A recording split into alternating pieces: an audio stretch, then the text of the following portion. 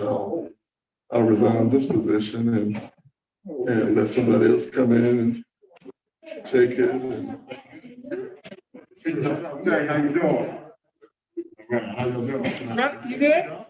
Make sure you're there. Good to be seen. I can't make no noise. Save your trip there.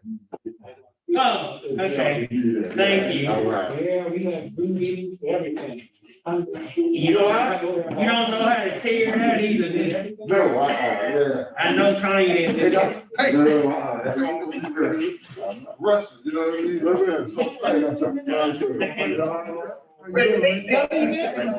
You good? Good to see you. There you go. Not you. All right, we are now live. All right.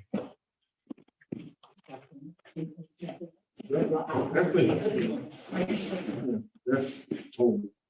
So I think I'll tell you. Yeah, that's old. Can you give it to them? Because they never can. Go with. Yeah, I'll see.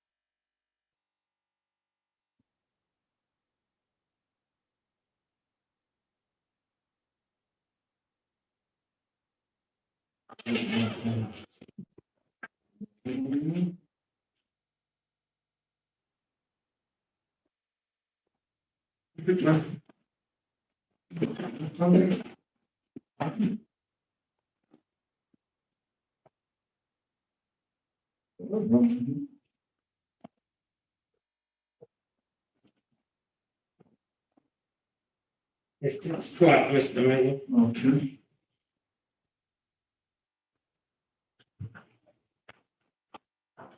Good evening, it's now 6 p.m. I'd like to call this Fairfield County School Board meeting to order. February the 16th, Board of Trustees meeting to order.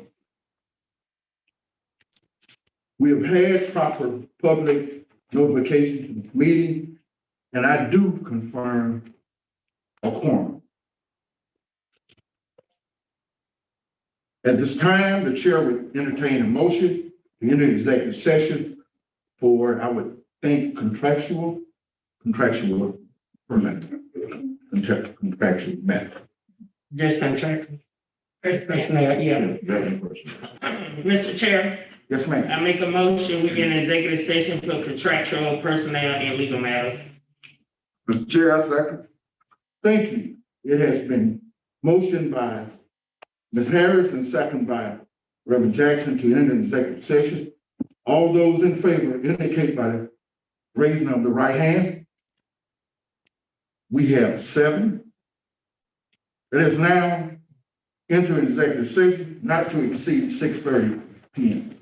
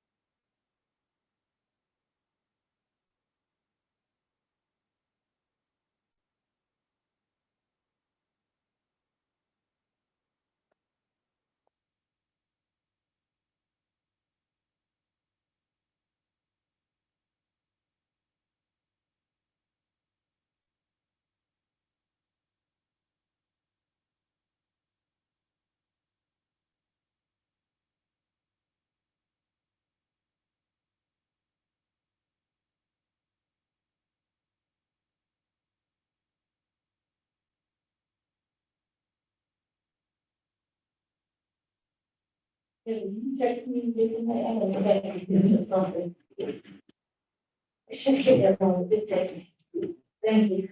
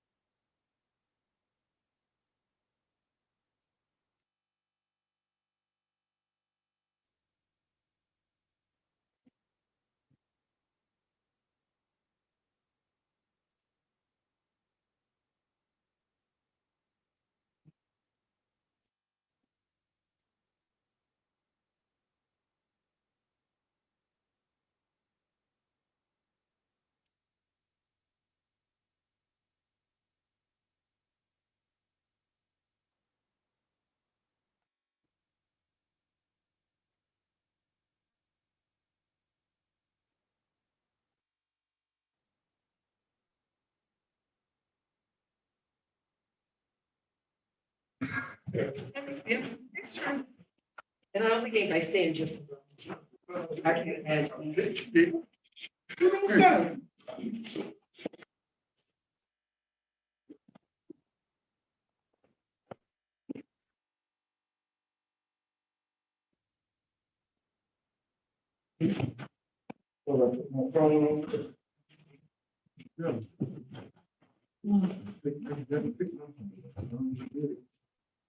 I'm gonna find it. You're gonna call it after me. Gonna be buzzing. Ms. Green, when you ask that question, I believe Doctor picked my phone up, thinking it was. Somebody picked it up.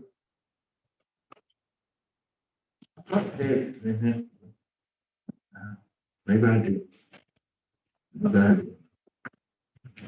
Probably.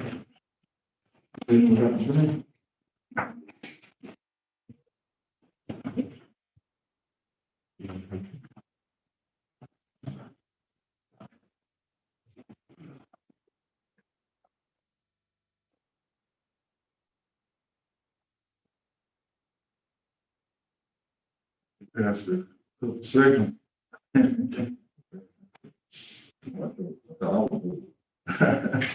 No, I just looked to my left and let's see.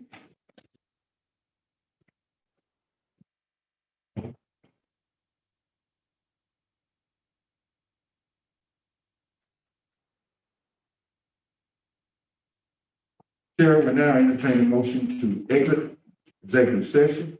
No action was taken in executive session. Mr. Chair, Yes, ma'am. I make a motion, we exit executive session, providing I get a second. Second. It's been motioned by Mrs. Harris, second by Mr. Davis. All in favor shall indicate by raising of the right hand. It have 7.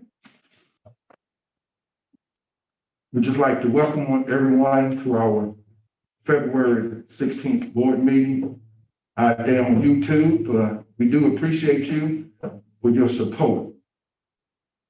We will now have the pledge of allegiance and a moment of silence by our board secretary, Ms. Harris. Let us stand for the pledge of allegiance and a moment of silence. I pledge allegiance to the flag of the United States of America And to the republic for which it stands, one nation, under God, indivisible, with liberty and justice for all. A moment of silence, please.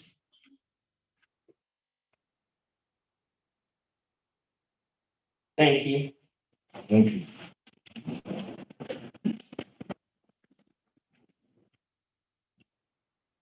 This time, the chair will entertain a motion to approve the agenda as presented. Mr. Chair, Yes, ma'am. I make a motion, we approve the agenda as presented. Second. Motion has been made by Ms. Harris, second by Mr. Davis. The motion as presented. All in favor indicate by raising the right hand. That's 7-0. Thank you. Okay. Now at this time, we will have a FC Board Association Years of Service awarded to, who's that from? I don't know. Anyway, I'm just as surprised as you all are. Who's gonna, okay, go ahead. Mr. Miller, I knew it was kind of tough recognizing yourself. You almost launched into a recognition of yourself because you are the person that we are recognizing for 15 years of service on the board. And I want to just share with you a correspondence from Scott Price, the Executive Director. Dear Mr. Miller, congratulations on achieving 15 years of school board service with Fairfield County School District. On behalf of the officers and staff of the South Carolina School Board Association, we thank you. You have played a critical role in guiding the district and have invested countless hours to improve public education. South Carolina School Board Association is happy to be a part of this recognition by providing a lapel pin for you to wear at school board and SCSD events and a certificate. Your name and years of service will also appear in the annual convention program. What an accomplishment you have made. Again, congratulations. If anyone at South Carolina School Board Association can be of assistance to you in any way, do not hesitate to give us a call. And so, Mr. Miller is being recognized for 15 years of service on the board. 15 years is almost like a lifetime when it comes to school board service or any politics for that matter, Mr. Miller. When you think about all the elections you've been doing, all the praise that you've been doing, all the criticism. And one thing about being a school board member, you're gonna get plenty of praise, you're gonna get plenty of criticism as well. It comes with the territory, and we thank you for being willing to serve. It many times could be a thankless job, and and I'm just doing editorializing right now. That's why it bothers me to a certain extent when I hear members of the General Assembly talk about removing school board members as if they are insignificant. Okay, as these are duly elected hard representatives, the same way senators are, House representative members are, or county council members, or mayors, or city, anyone else. And so it just disappoints me that we are engaging in conversations in the state of South Carolina about not removing any other elected officials, but we're engaged in conversations about removing duly elected school board members. And so, that concerns me, but it gives us pleasure to recognize Mr. Miller for the outstanding service that he has provided in Fairfield County School District over the last 15 years, and look forward to many more. Join me, give him a round of applause.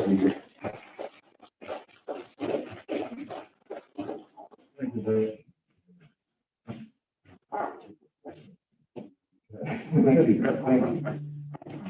Thank you. Thank you, School Board Association, for recognition. Thank you. Appreciate it. Now, next, we will entertain a motion for the minutes of the February 19th meeting. January 19th meeting. Mr. Chair, Yes, ma'am. I make a motion, we accept the superintendent recommendation to approve the minutes from the January 19th regular call board meeting. Second. Chair, I said, second, bunch of second. Well, we close. Give it to Bill. It's been motioned by Ms. Harris that we accept the minutes of January 19th, second by Reverend Jackson. All those in favor indicate by the raising of the right hand. That have 7-0. Next, we will have update by our superintendent, Dr. J.R. Green. Yes, and I'm gonna give a little COVID update in a second, but before I give a COVID update, I just wanted to update you on our latest round of requests for special consideration. We have just concluded our 5th window. And so we have been providing the parents and young people in this community to transition back to in-person instruction for 5 different cycles over the course of the school year.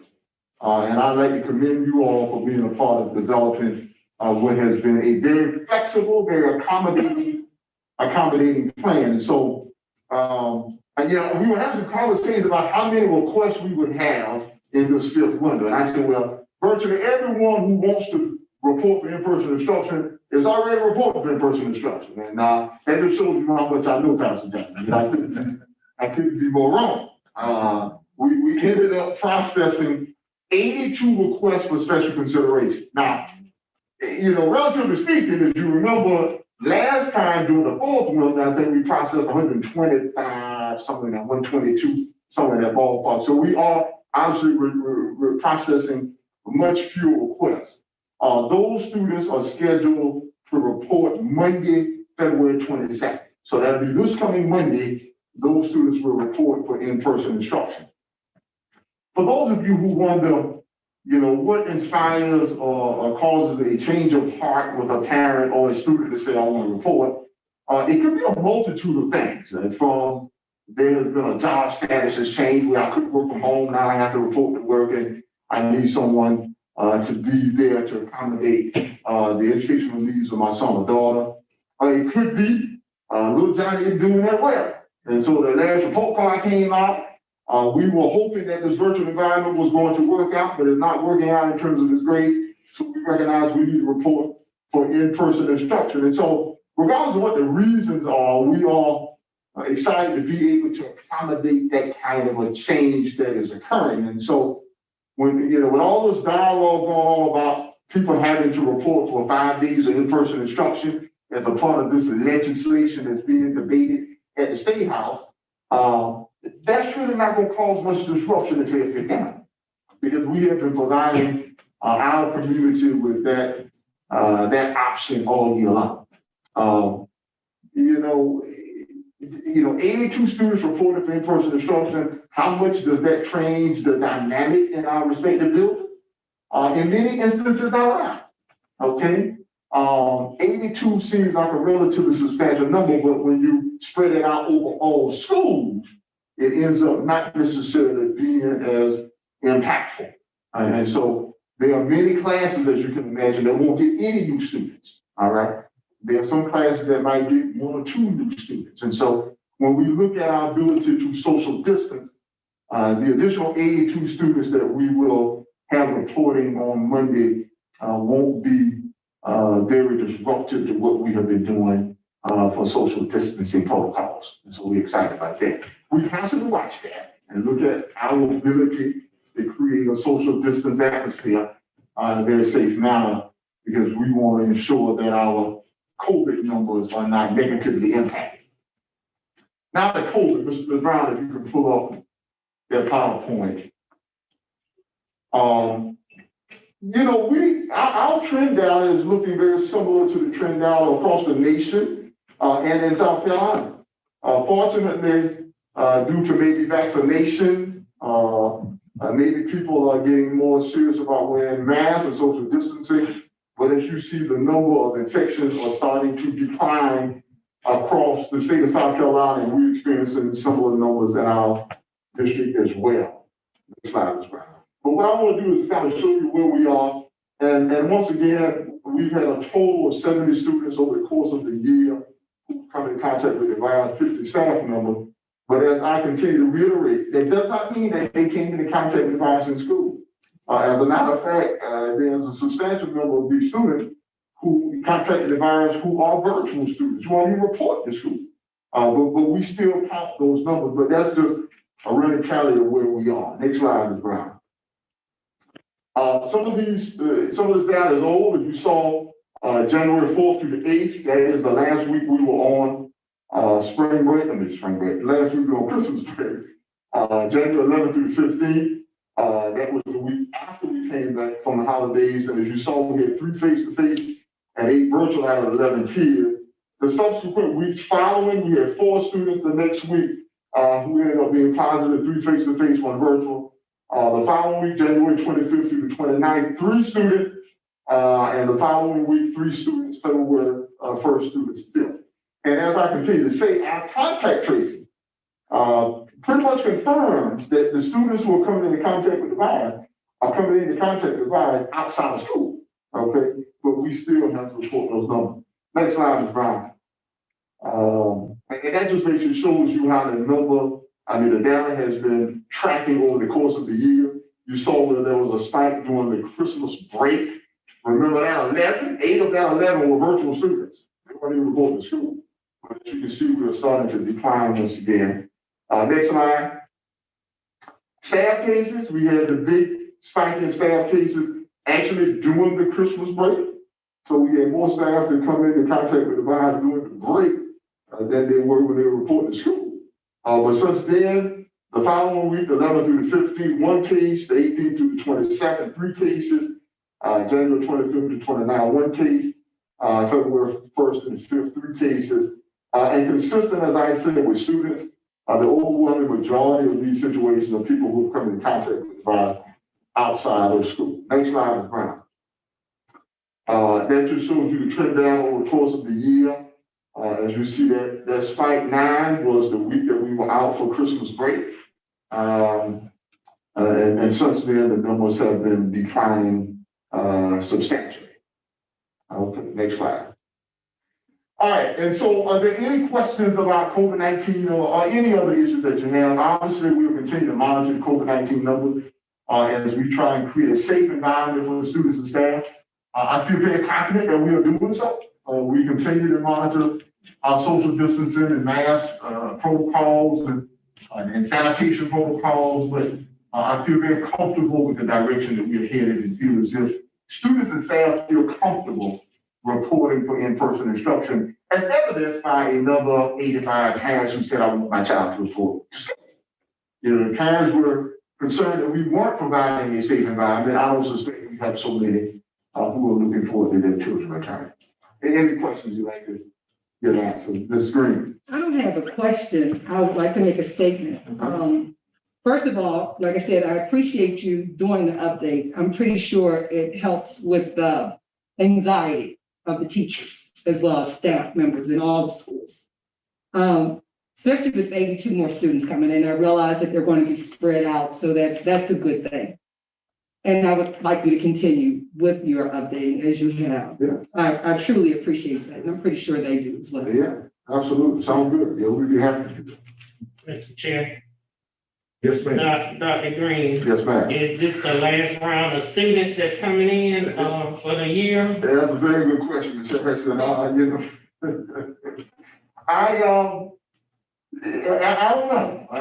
Every time I said, we got all of them. And everybody who wants to come, we got them. They coming.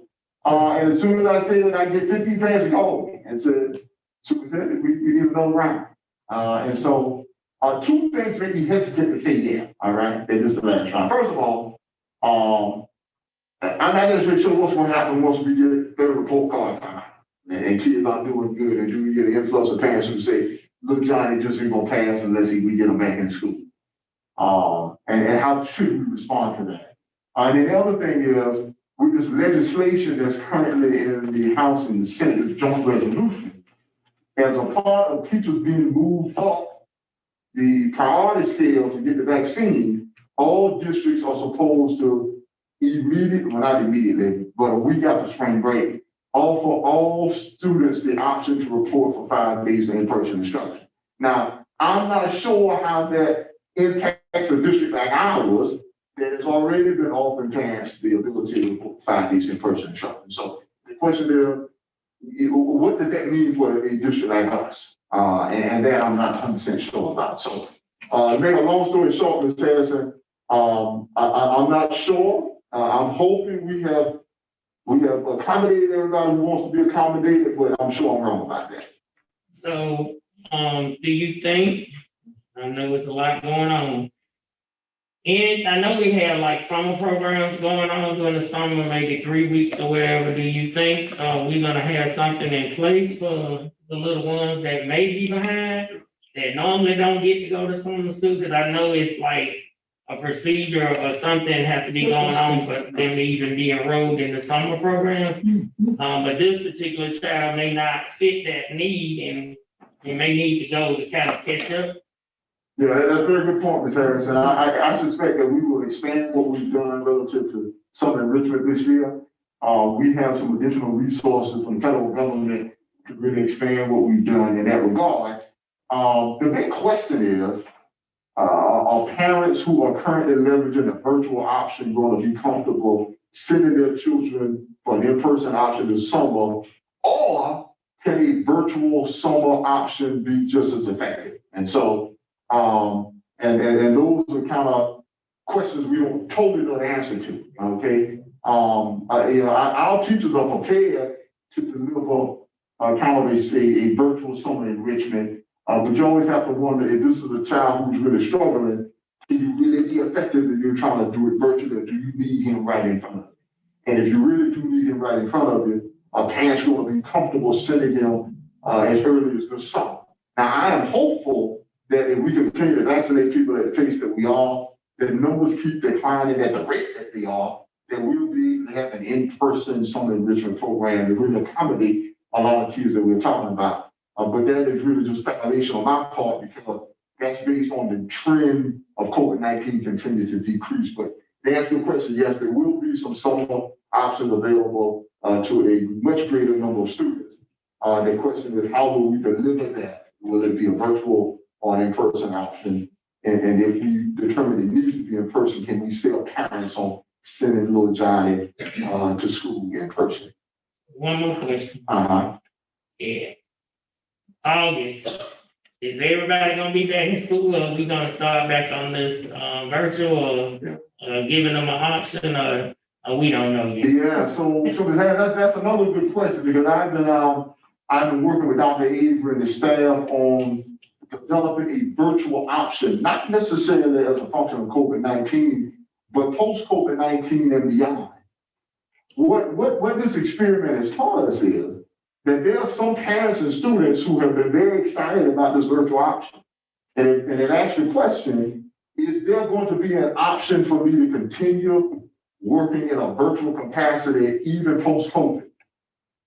And I'm doing good, okay, particularly because of the model that we have. So ideally, what I envision as happening is that we keep a virtual option from now on.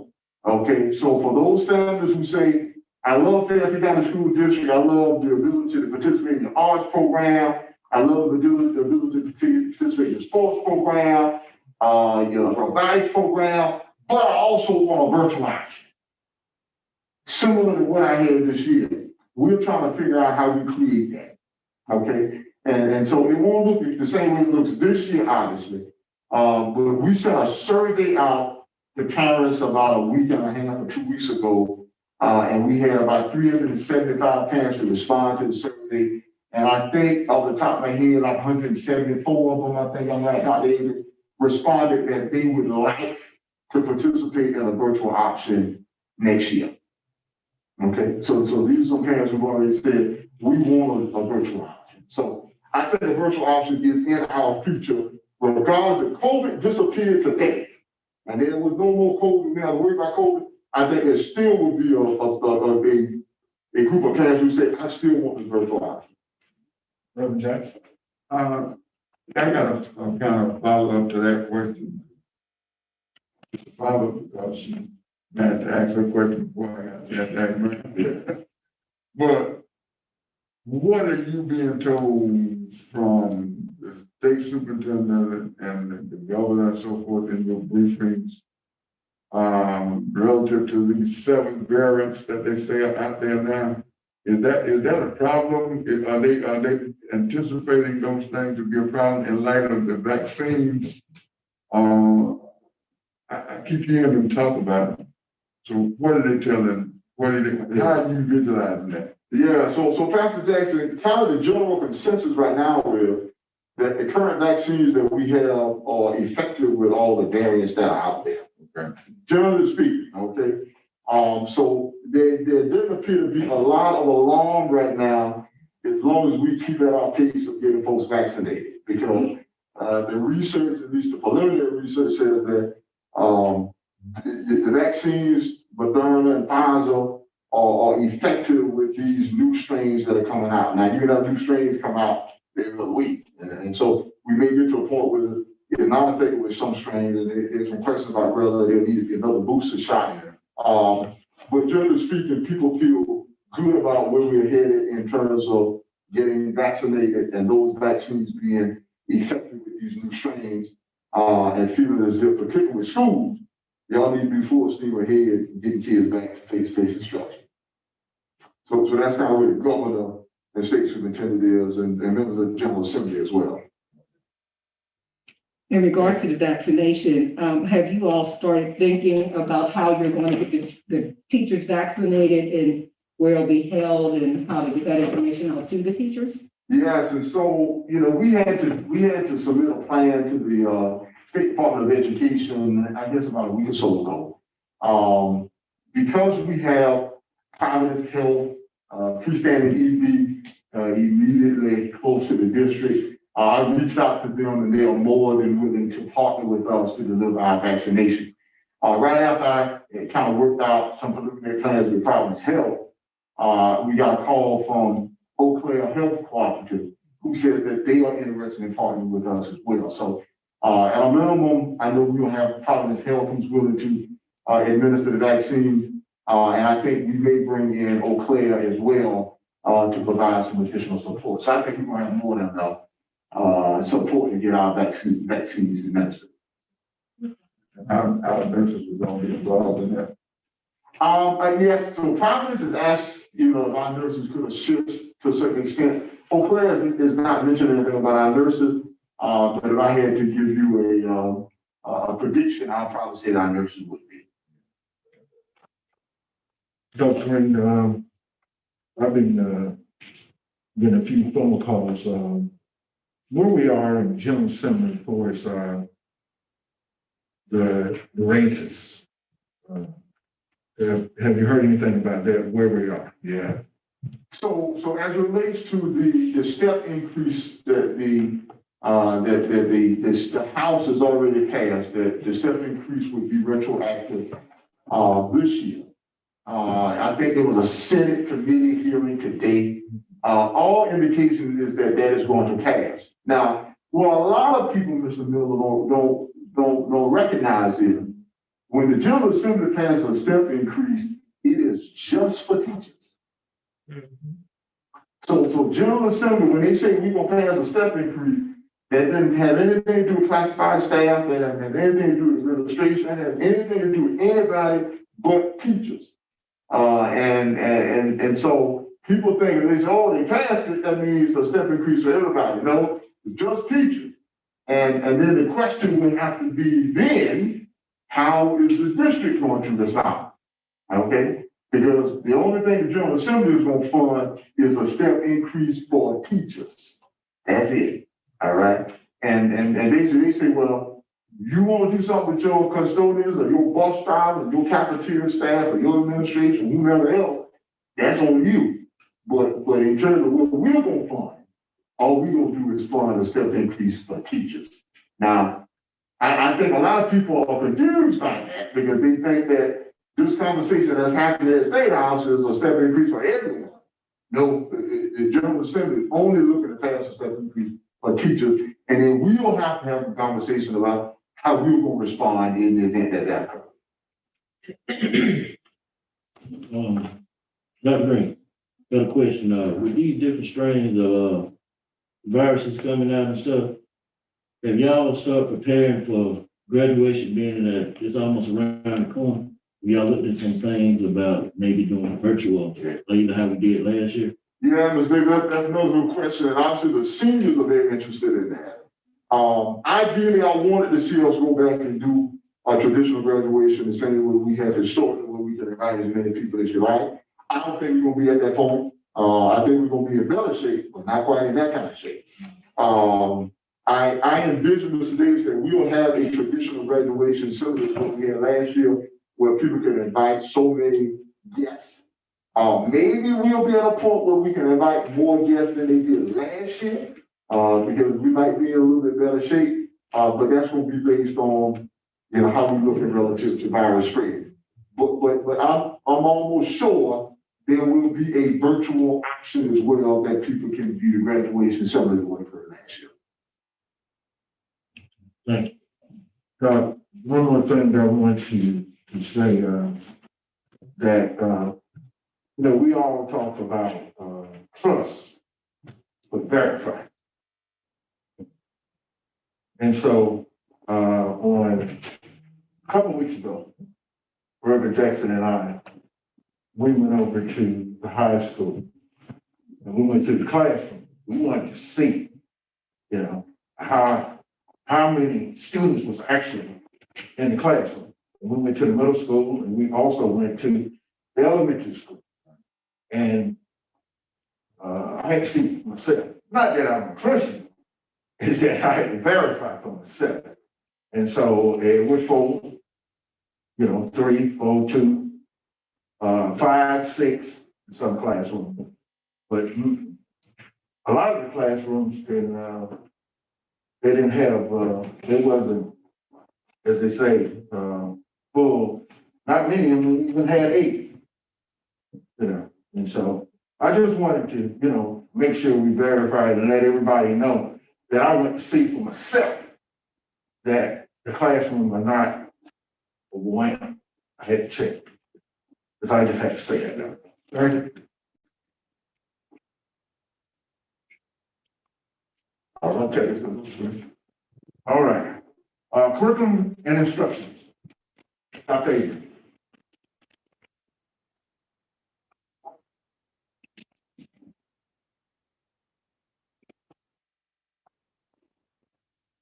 Good evening. Good evening.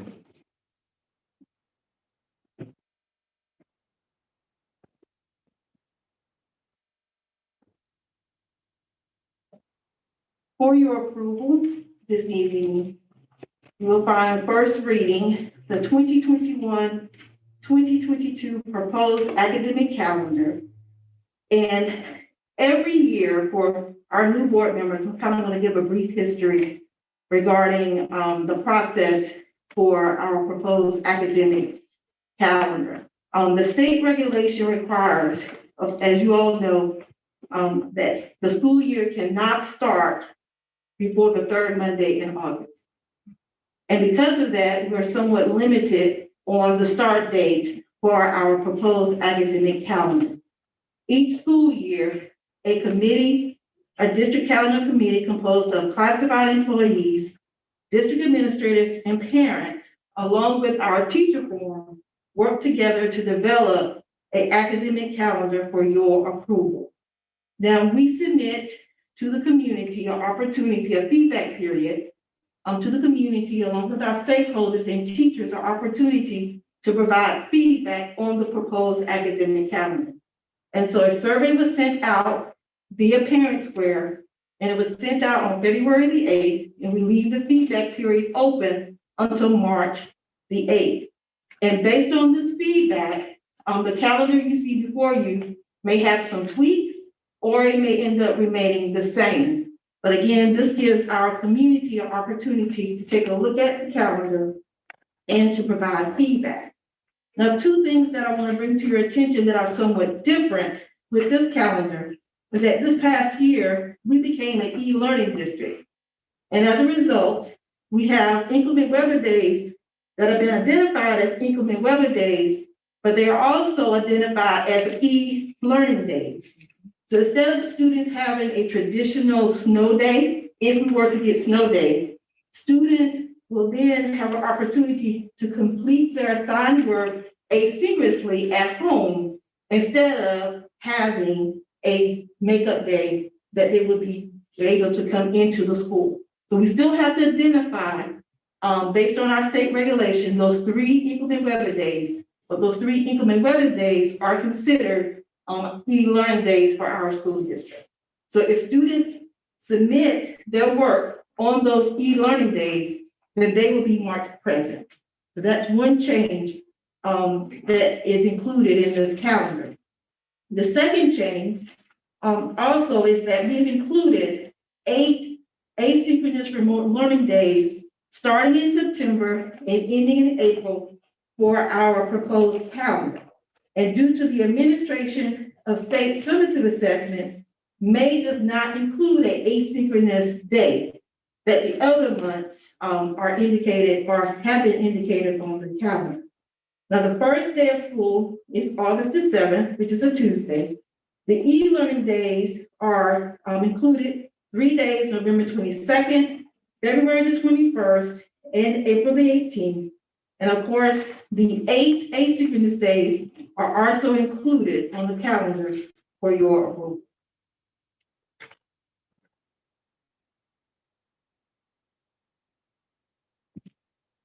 You have any questions? You want to get a I put a motion? motion on. Okay. Could I ask Would like to get a I put a motion? motion on. First reading, Yeah. we get a motion? Mr. Chair, Yes, ma'am. I make a motion, we accept the superintendent recommendation to approve the board first reading of the 2021-22 proposed academic calendar. Can we get a second? Second such motion. It's been motioned by Ms. Harris, second by Dr. Harris. For the first reading on the calendar of 21-22 school year. All indicate by raising your right hand. Question, I'm sorry. Question, you said this is the first reading, so there'll be an additional reading. Absolutely. Yes. And with that additional reading, you'll be able to tell us more specifically the dates that you'll have, like, professional development as well as All of those dates are already indicated on the those don't calendar. change. Those don't change. Those don't change. However, they could change based upon the feedback that we receive. Because remember, this is first reading, which will come to you all as a proposed draft. And then between now and March 8th, this will be an opportunity for us to gather additional feedback from the community. And if, once I take that feedback back to the calendar committee, we may elect to incorporate some of the changes, or we may elect to keep the calendar as it is presented to you the same. But if changes are made to the calendar between now, first reading, and final approval, I will come back to the board and clearly state to you what those changes are between this calendar and the calendar that will come before you in March. And is this calendar similar to Richland County's calendar in regards to the dates that start and end? It's somewhat similar. We do our very best to align our spring break, because that was a big area that we have found in the feedback that many of our teachers, because if they have students who attend, their own children attend local districts, it's important that we try to align our spring break. Thank you. Any more questions?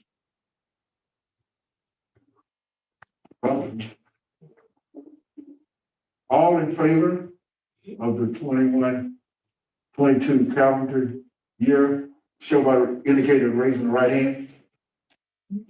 That would give us 7-0. All right. Next we have David. The next item under curriculum instruction is the approval of the locally designed elective courses for Fairfield Elementary School, Fairfield Middle School, Fairfield Central High School, and Gordon Odyssey Academy. And each year we come before you for your approval of locally designed elective courses, which is governed by Regulation 43-234, which gives the Board of Trustees the authority to approve locally designed elective courses. There is a total of 46 courses you have found, or they're indicated and listed in board docs. And these courses range from courses that will support Read 180, System 44, our AVID courses in 7th and 8th grade. And we're also expanding AVID for next year to the high school. So you also see a 9th grade AVID course indicated there. In addition, we have 16 new locally identified new local design elective courses for your approval as well, consisting of journalism, yearbook production, and instrumental music. As I stated earlier, you can find a more detailed description provided in the PDF that lists the course descriptions and the course numbers for the 46 courses.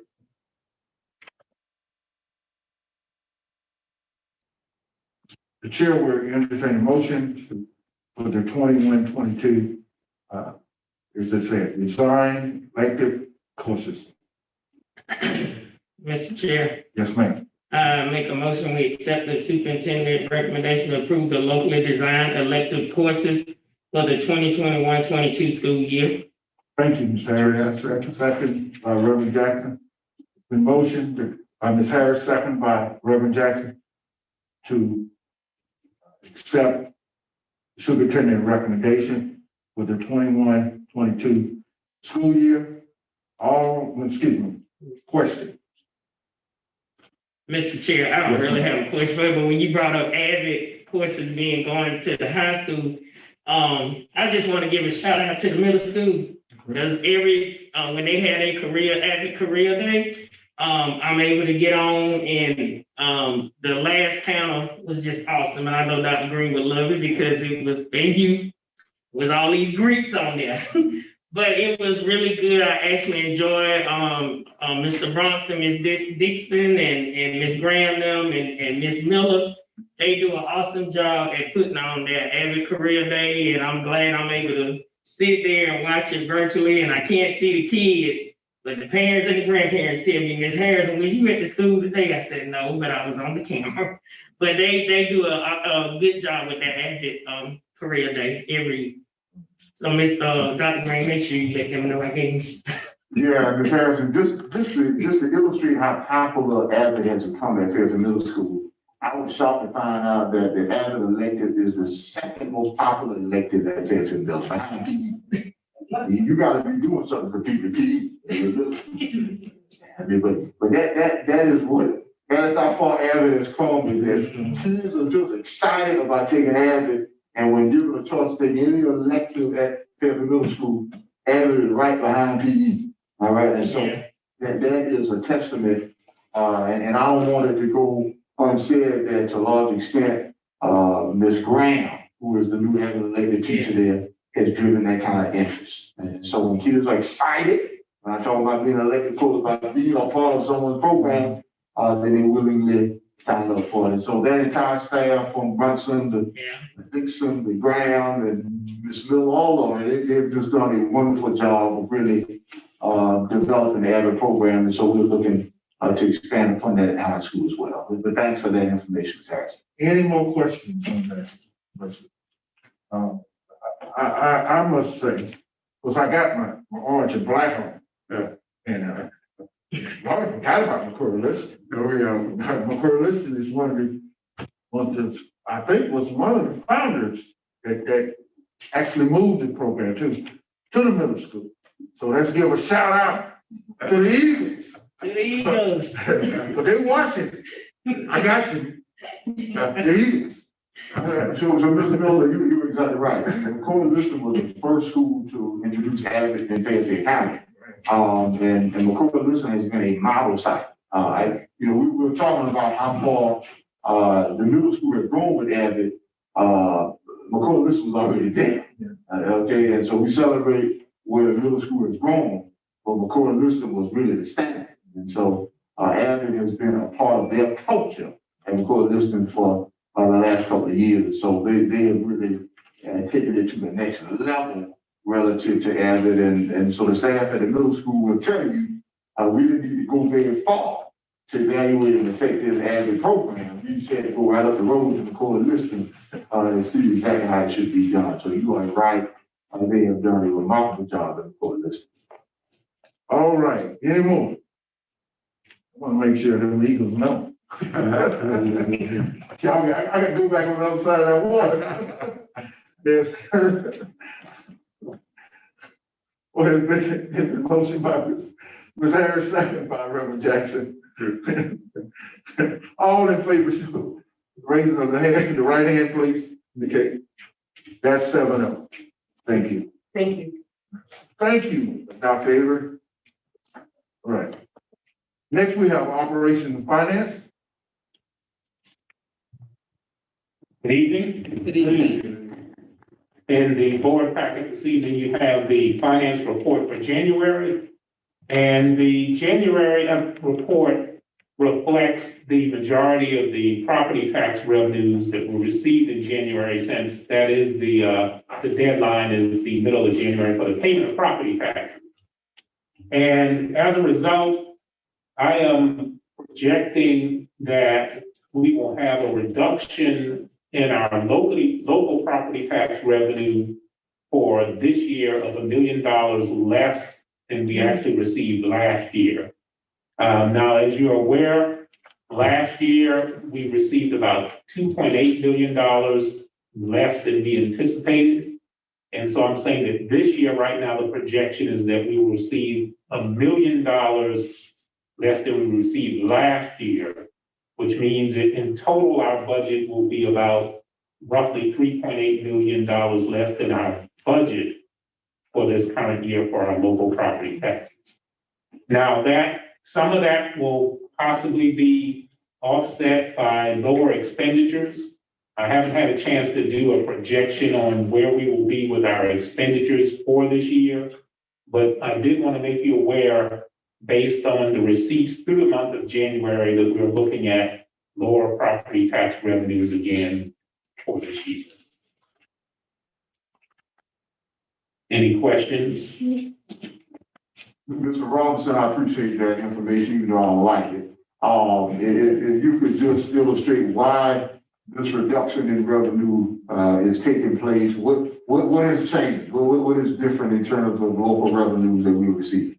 And the revenues are lower, just as they were last year, and it's a function of a lower tax base with the businesses, primarily Dominion, but also there are some other manufacturing business properties that are lower than we anticipated. And so that's led to the reduction for property tax. Any more questions? Anybody got any questions? Mr. Robinson, knowing the great accountant you are, this time I hope you're wrong on me. I hope so too. You normally be head on it. Now I have to give it to you, but this time I hope you're wrong. Yes, sir. Do you have, any, crystal ball in your mind regarding going forward? Is what we have coming, in your view, is that the new norm? That's really hard to say. The property taxes, especially for the businesses, especially for Dominion, any business that's that large can change dramatically from one year to the next. I will say that history has been that we would have a mini trend, so to speak. So we may have a few years where it goes down. Obviously, a few years ago when there was talk of just upgrading and building the new reactors, all of that contributed to an investment, which meant the property tax value was going up for several years. Now that that has dissipated, a part of the function of that is that there are lower tax values. Some of the businesses that were permanently located there to help with the upgrade of the reactors are gone. So that's another reason why we don't have that tax revenue. So I really have no indication one way or the other whether next year it'll be up or down. It's just that right now we know that this will be the second consecutive year of a reduction. And we also know that because there is no upgrade, there are no new reactors, that generator of tax value no longer exists.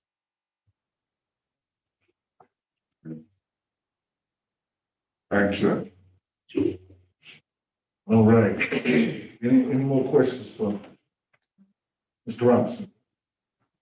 Thank you, Mr. Robinson. Appreciate it. Now we will have human resource. Ms. Seward. Good evening, Mr. Chairman and members of the board. Good evening. Under Human Resources this evening, item 1 is Superintendent recommends board approval. Recommends the board approve certified resignations and terminations effective at the conclusion of academic year 2020-21. This is presented to you in Exhibit 1.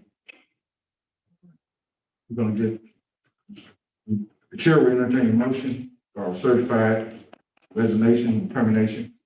Mr. Chair, Yes, ma'am. I make a motion, we accept the superintendent recommendation to approve certified resignation, termination effective at the conclusion of academic year 2020-21, Exhibit 1.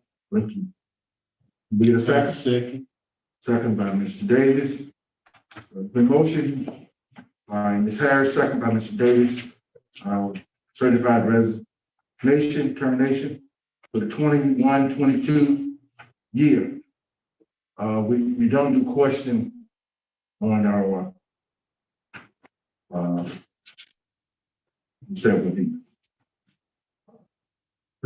personnel. All in favor, show by indicate by the raising of the right hand. We have 7. Thank you. Next. So, Item 2, reduction in force. The superintendent recommends board approval of course program eliminations for academic year 2021-22. This information is presented to you in exhibits 2A, 2B, and 2C. right, thank you. Can we get a motion? Mr. Chair, Yes, ma'am. I make a motion, we accept the superintendent recommendation, board approval of courses, program eliminations for academic year 2021-22, 2A, 2B, 2C. Can we get a second? That's it. Ms. Green. Green. Ms. Green. It's been motioned by Ms. Harris, second by Ms. Green. And I will make sure I read this right. I know I'm blind.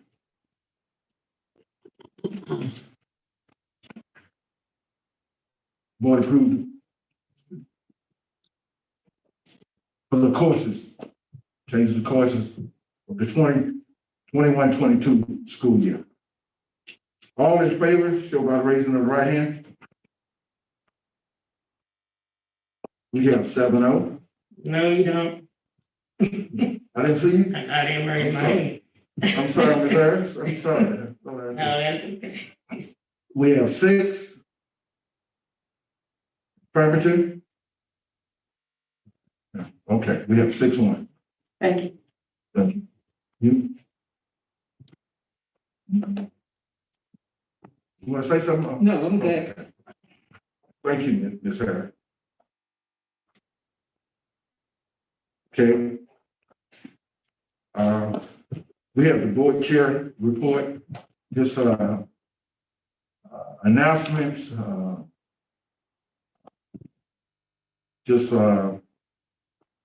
everyone that's going down to the school board conference on this weekend. Just be safe. You know, we go down to learn, and so I'm looking forward to the workshop. Also, I just want to remind everyone to follow the South Carolina State Economic Interest Report. I think that's due, when that's due, Mrs. Brown? March 31st. March 31st? Okay, let's make sure that we get that in, because you will get a healthy fine with that. Okay? Yeah. How you know about that, Reverend Jackson? See what I'm saying? So he knows about it. Okay, also, I think that everyone looks over the board calendar that for our meetings.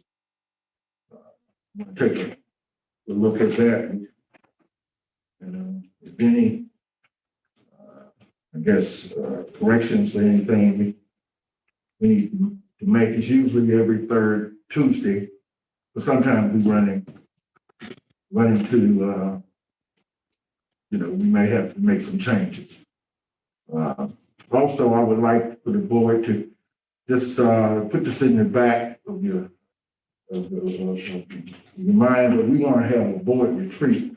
Hope this pandemic kind of get on out of the way so we can have a good chance to sit down and express our ideas. We need to come up with some dates, okay? Just trying to, I think that's it, because my computer just went blank. So that's all. That's all, Ms. Harris. Excuse me. First, I want to thank Ms. Brown for providing us with the website information. We had asked for it and she provided that, and I appreciate that. And the second, I have a suggestion in regards to us going on our different excursions or workshops. Okay. that maybe when we do go on our workshops, that we can bring back some information and share it with the public. Some of the things we've learned or some of the things we've gotten out of the workshop since we're spending money to do that. You know, let them know that we're not wasting it and we're picking up information, just like whenever we go on any type of workshop. There's no question about it. And mostly, we have did that in the past. So that's pretty much, anytime we go, so we just want to make sure we let the public know that, they're not spending their money.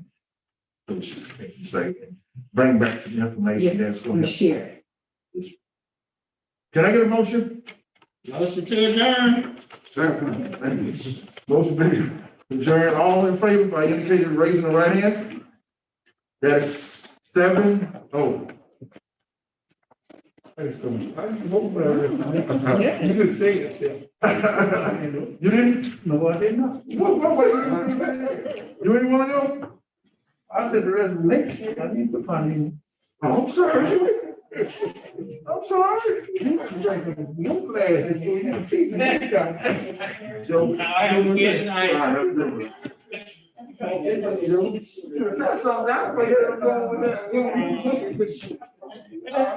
Yeah, you good,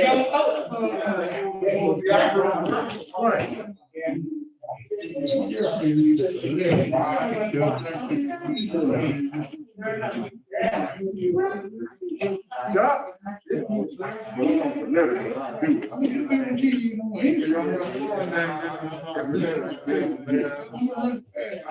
Miss you, bro.